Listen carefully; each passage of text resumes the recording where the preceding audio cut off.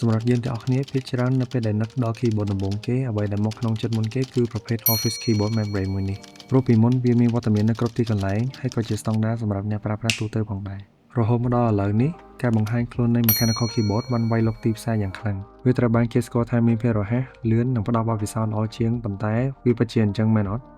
នេះគឺជាការប្រៀបធៀបរវាង Membrane Keyboard និង Mechanical Keyboard Membrane គឺល្អបំផុតសម្រាប់អ្នកដែលមានបច្ចិតព្រោះតម្លៃវាធូរថ្លៃខ្លាំងបើធៀបនឹង Mechanical Keyboard ល្អៗ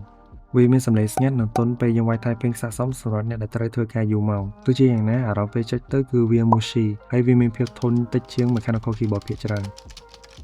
ចំណែក Mechanical Keyboard វិញវាមានជម្រើសច្រើនខ្លាំងណាស់មិនថាបច្ចិតរបស់អ្នកទាំងអស់គ្នាកម្រិតណាឬចូលចិត្តអារម្មណ៍ចុចបែបណានោះទេ